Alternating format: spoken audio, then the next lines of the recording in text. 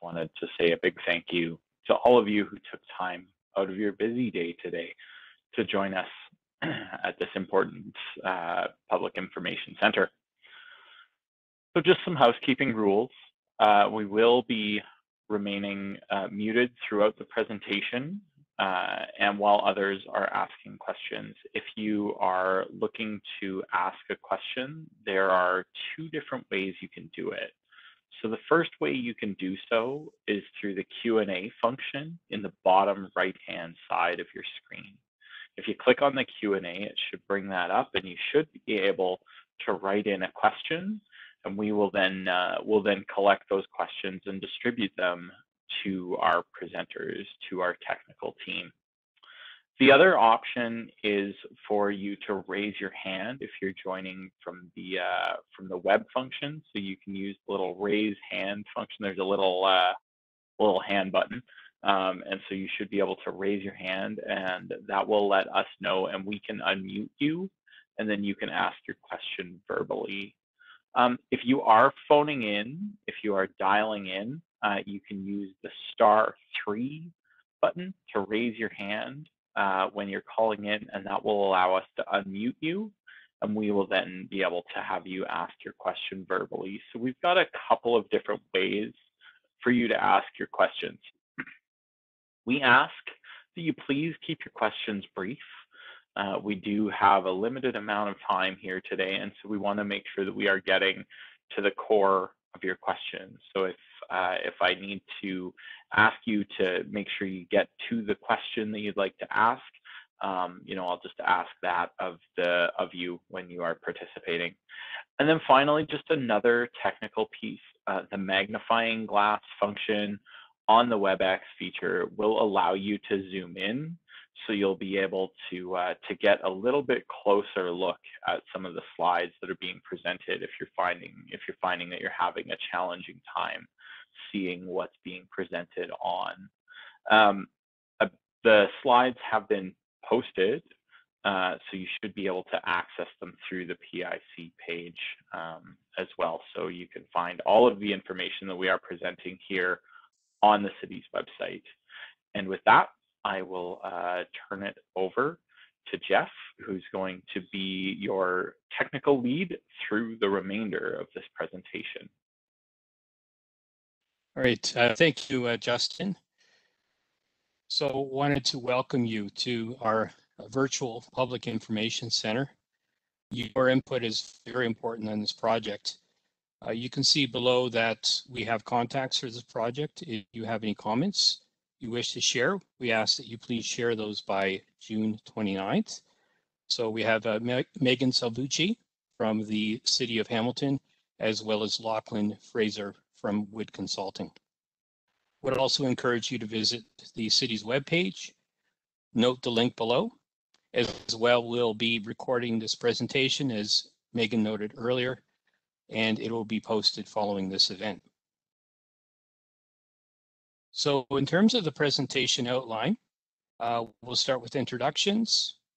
We're then going to give you an overview of the project, going to describe the municipal class EA process and our study timeline. We'll describe the consultation process. We're going to describe the work that's been done in the past under planning and policy context. We'll go over the numerous technical studies that have been completed. We'll then go into detail on existing land use, transportation, active transportation and transit. On the basis of all of the previous work, we then developed a problem and opportunity statement, which we'll present to you, which formed the basis for evaluation of our alternative solutions. We're then going to present some possible cross sections, and then we'll close it off by letting you know how you can get involved in the study as well as next steps. So we've already had introductions. Just briefly, the people on the call here, we have Megan Salvucci from the City of Hamilton, Justin Jones, who introduced himself earlier, our facilitator from WSP, myself, my name is Jeff Suggett, project manager with Wood Consulting, as well as Lachlan Fraser. He's our transportation planner consultation lead, also from Wood Consulting. So wanted to make sure you understood what a municipal class environmental assessment is. The abbreviation for that is MCEA. It's a planning tool. It's used to identify possible adverse effects of proposed infrastructure projects on the environment, in this case, the Upper Wellington project. For the purposes of this PIC, you'll see the words or the phrase EA. That's synonymous with MCEA. This EA is what you would call a Schedule C project, having the potential for significant environmental effects. On this project, we want to have your opinion. We want to have your opinion on the direction of the project, and we'll be articulating that in the problem and opportunity statement in a few minutes, the preferred solution, as well as the possible cross sections that we are considering for Upper Wellington. So in terms of the study area, just to get yourself oriented, you can see the section of Upper Wellington Street that is part of the study area. At the top, you see Lime Ridge Road. That's the north end. At the bottom, you see Stone Church Road. That's the south end. We also have an intersection in the middle, Tower Crest Drive, Sorrente Drive. In terms of the project timeline and the environmental assessment process. So this project started at the beginning of the year in winter 2020. We developed our problem and opportunity statement at that time. We then moved into phase 2, alternative solutions. Here we identified and evaluated alternative solutions.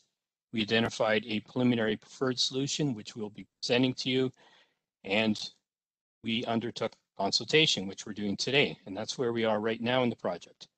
Moving forward from here, we're going to continue through the rest of the summer and into the fall with our phase 3. That'll be identifying alternative design concepts for a preferred solution. So tasks under this would include identifying and evaluating alternative designs for the preferred solution, completing an environmental inventory and impact assessment, identifying preliminary preferred designs and improvements, and also undertaking further consultation. That will be in the form of a second PIC, which we'll let you know about. That'll be coming up sometime in the fall.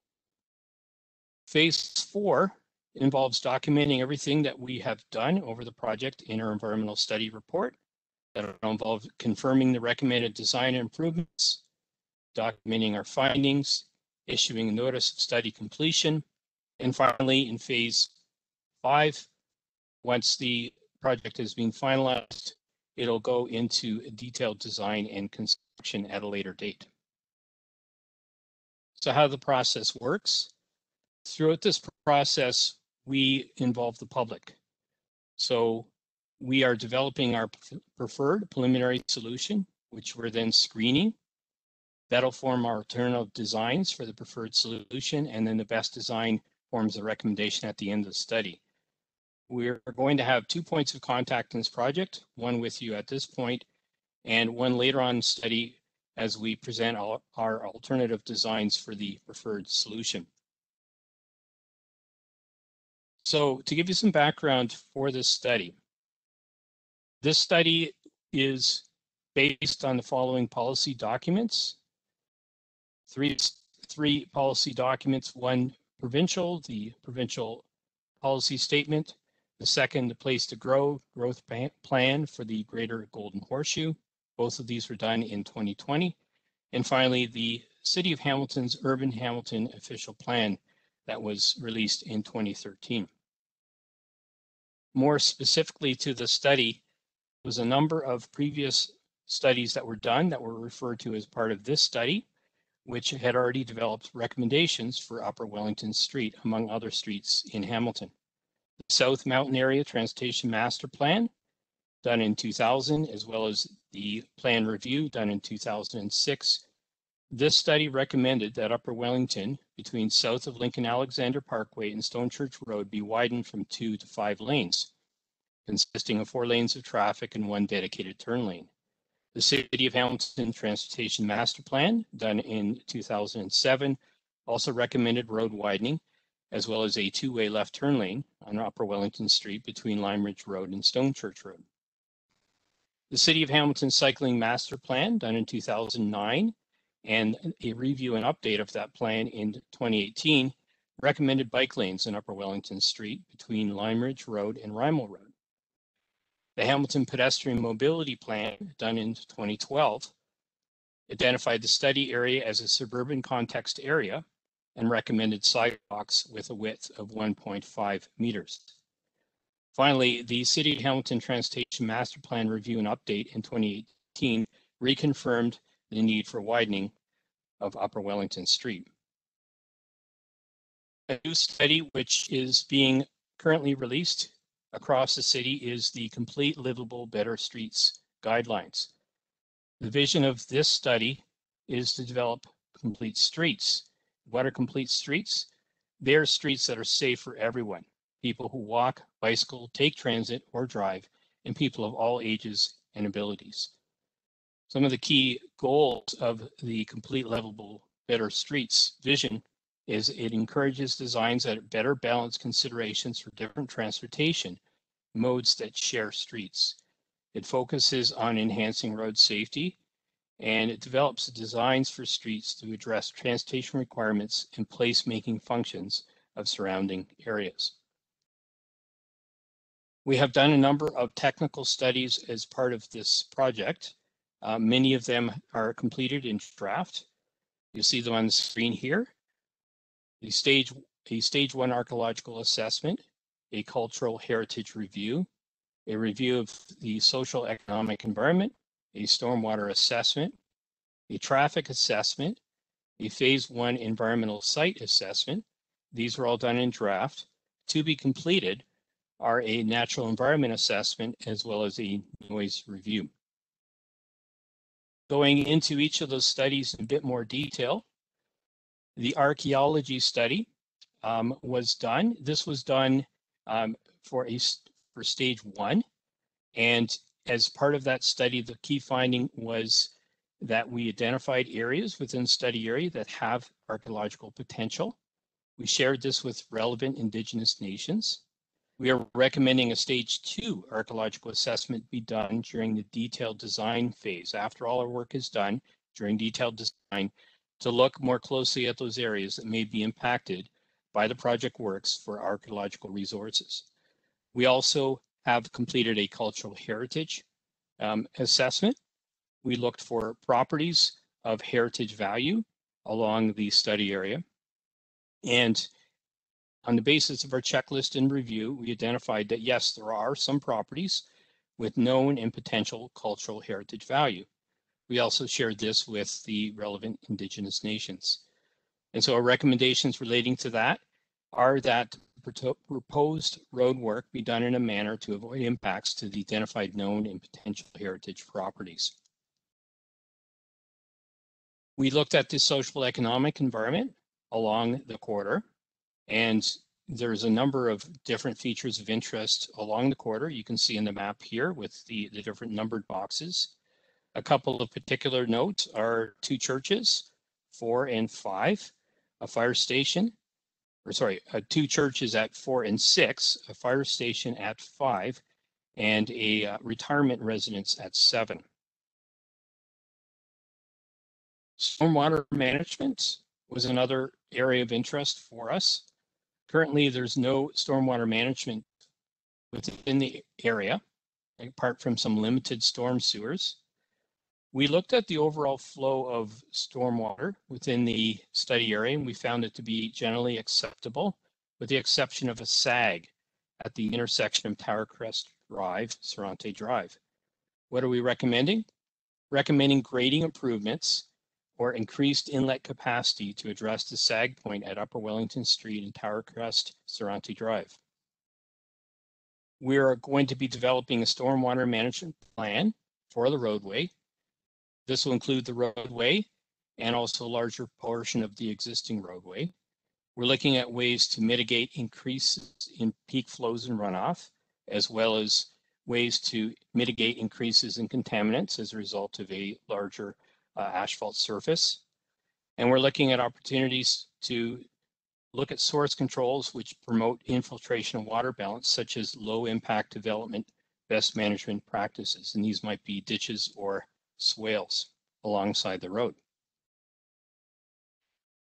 In terms of contamination and noise, we also did a phase 1 environmental site assessment. We reviewed records and we determined that there may be locations of potential environmental concern. They're listed on the screen here. We're recommending during detailed design that a follow-up investigation be done. This will be a phase 2 ESA to look at those areas of environmental concern. We will also be doing later on in this project a noise review. We'll be looking at assessing noise effects during our evaluation of a different design concepts. This will be done at a high level, and it will look at each of the options we're looking at in a comparative manner and determining which one has the least impact in terms of noise. The natural environment assessment is currently underway. Of course, there is a significant woodlot, Jerome Park, which is midway up the west side of Upper Wellington. We're doing a number of things as part of our assessment of natural environment, vegetation inventory, breeding bird surveys, looking for any incidental wildlife, species at risk, habitat screening, as well as looking for any significant wildlife. We're also doing a tree inventory. We're looking at all the trees along Upper Wellington and determining what types of trees there are and looking for ways to mitigate any impacts on trees through the design process. We also looked at the existing transportation network. This study area has different widths in terms of numbers of lanes. In the north section from Lime Ridge Road to Towercrest Drive, Sorrento Drive, we have 4 lanes. However, south of Towercrest Drive, Sorrento Drive, we only have 2 lanes. Looking at the active transportation and the transit network, sidewalks are the primary active transportation facility with the study area. We have sidewalks on both sides of the road, starting north at Towercrest Drive, Sorrento Drive, continuing over the Lincoln Alexander Parkway up to Lime Ridge Road. However, going south from Towercrest Drive, Sorrento Drive, all the way down to Stone Church Road, we only have sidewalks on the west side of the road. There's transit operating along this corridor, Upper Wellington Street. There's also transit on Stone Church Road with transit shelters. However, there's no bicycle lanes on Upper Wellington Street at all. In terms of safety, we looked at the collision history with the study area. We noted that there was relatively few mid-block collisions. In terms of intersection collisions, you can see them on the screen there. Lime Ridge Road, 15 collisions over our study review period, 15 at Towercrest Drive, Sorrento Drive. However, at Stone Church Road and Upper Wellington Street, there was quite a larger number of collisions, 58. Looking at those more closely, they seem to be primarily rear-end collisions that appear to be related to congestion. We also were reviewing everything from the perspective of the city's Vision Zero objectives. In terms of traffic assessment, we wanted to see what would happen once we applied growth factors in the study area to see whether or not the road could handle future traffic growth. Now, we already know from background studies that it was recommended that this section of Upper Wellington Street be widened. We confirmed that finding, particularly the section, well, actually only the section between Towercrest Drive, Sorrento Drive, and Stone Church Road East. Currently 2 lanes. However, based on our traffic growth, we are anticipating it will be beyond capacity and will be experiencing congestion. It carries the traffic that we're anticipating by the year 2031. And so we're recommending the widening of Upper Wellington Street between Stone Church Road, Towercrest Drive, Sorrento Drive, up to a 4-lane cross section. This will give it consistency with the cross section to the north. Along with the widening, we're recommending improvements to the pedestrian and cyclist facilities. So on the basis of all the work that we've done to date, we have developed a problem and opportunity statement. So what we are saying is that there's capacity deficiencies as mentioned in the previous slide, along Upper Wellington Street. This is actually occurring for existing conditions and will worsen in the future under future conditions by 2031. So building off the recommendations from the city's transportation planning policies, the City of Hamilton is taking this opportunity to implement capacity and active transportation improvements on Upper Wellington Street between Lime Ridge Road East to 50 meters south of the intersection of Stonechurch Road East, Upper Wellington Street.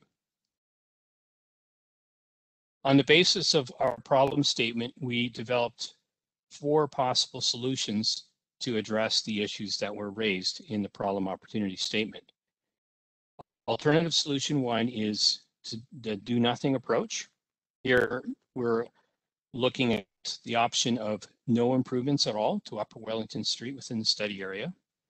Alternative 2 involves managing transportation demand. So this would involve managing demand on transportation infrastructure by using policy programs, infrastructure improvements, and/or services to influence travel behavior. Examples of this would be sustainable travel choices like encouraging the use of transit, encouraging residents to shift to active transportation, as well as encouraging carpooling. Alternative 3 involves, instead of improving Upper Wellington Street, why not improve other north-south roads? So this consider improvements to other roads that run parallel to Upper Wellington, namely Upper Wentworth to the east or Upper James Street to the west. Finally, alternative solution 4 involves improving Upper Wellington Street. This alternative would involve widening Upper Wellington Street from 2 traffic lanes up to 4 traffic lanes, adjustments to signal timing, providing active transportation facilities, improving transit, providing dedicated turn lanes, and improving system efficiency within the study area. So as we look ahead to the preferred design, how did we evaluate and come up with our preferred solution? These were all the different types of evaluation criteria that we considered. You can see a number grouped under transportation, social economic environment, natural cultural environment, as well as technical. And we looked at all these together to come up with our preferred solution. Here we see our evaluation of the alternative solutions. And what you see here is the evaluation criteria grouped by category. On the left, you see the 4 alternatives that were looked at. You see the circles, and a hollow circle means it had the highest negative impact or the lowest benefit. A half circle is those that had a moderate negative impact or benefit, and a full circle are those that had the lowest negative impact or greatest benefit. So as you can see, looking at alternative 4, overall, it scored the best. It had the most full circles, or those with the lowest negative impacts or greatest benefits. And therefore, that's the one that we're carrying forward as our preferred solution. As noted earlier, improvements will involve widening Upper Wellington Street from 2 traffic lanes up to 4 traffic lanes, providing and extending a dedicated turn lanes, improving signal timing, providing active transportation facilities and/or improving transit system efficiency. And this would only be the section between Sorrente Drive and Towercrest Drive to 50 meters south of Stonechurch Road. That's the section that currently has 2 lanes, and that's the section that we are identifying in need of capacity improvements. So we wanted to share with you some possible cross sections. I want to emphasize the word possible because we are certainly looking for input. I have several on the screen that I'll be showing you. This first one here, I want to note to you that we have a separate role plan that shows what this cross section might look like, and I will be referring to this role plan later on in this presentation. So this shows a possible cross section along Upper Wellington Street. You see, of course, we have our 4 lanes of traffic now, but we are providing improved active transportation facilities. You see we have sidewalks now on both sides of Upper Wellington Street.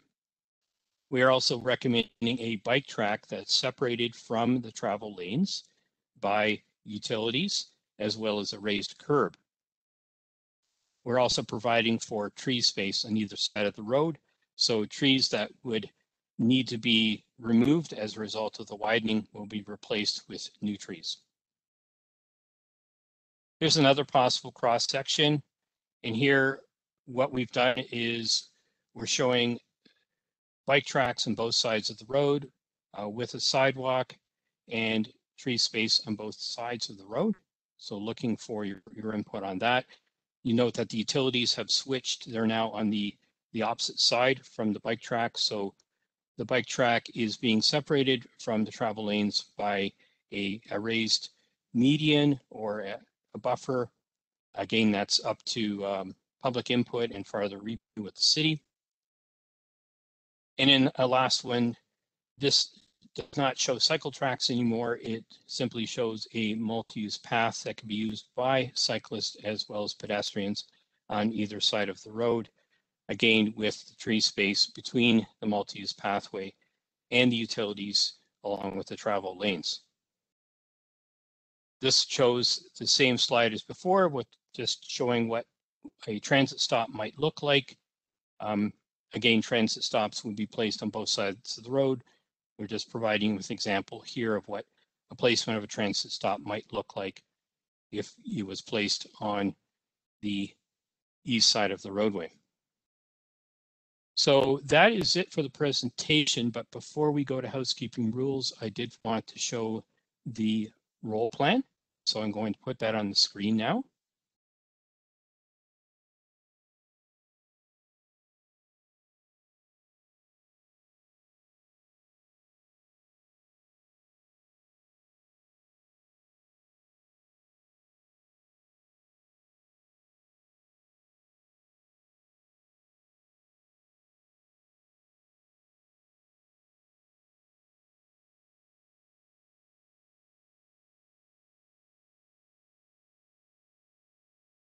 And so somebody could just confirm that they can see my screen. Yes, we see it, Jeff. Thank you. So what we're showing here is the role plan, and I just want to describe to you all the different features on here. You can see that we've overlaid this on top of a ortho photo. We're showing the 4-lane cross section, and what we're doing is we're basing this on the 29.2 meter cross section that we showed you in the previous slide, but we haven't shown any details on any sidewalks or cycle tracks or multi-use paths. We've left that wide open, and this will be up to input from the public as well as further discussion and review with the city. But we wanted to show you how much property would be impacted as a result of the 29.2 meter cross section.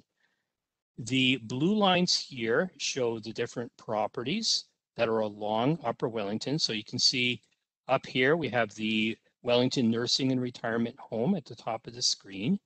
You can see the outline of the building for the nursing home. You can see down here the outline of various homes that are along the east side of Upper Wellington. And the areas that are shaded are ones where if we were to put this cross section in place, these areas would be impacted by the widening. So what I'm going to do is I'm just going to pan to the right and let people take a look at this. And this is available on the City of Hamilton website. So you are more than welcome to take a look at this afterwards if you are curious and want to see this in more detail. Here's a side street for a small subdivision on the west side. Continuing on. This is where the soccer field is. That would be towards the bottom of your screen. And we're coming up to Tower Crest Drive. Sorrente Drive is on the bottom of your screen. Tower Crest Drive is on the top. And as you see, it ends here because Farther north, it's already 4 lanes. There's no widening being proposed in that area, given that it's already a 4-lane cross section. So I'm going to go back to my other slide,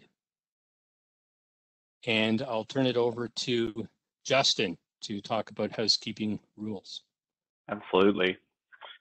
Thank you so much for all of the information that you've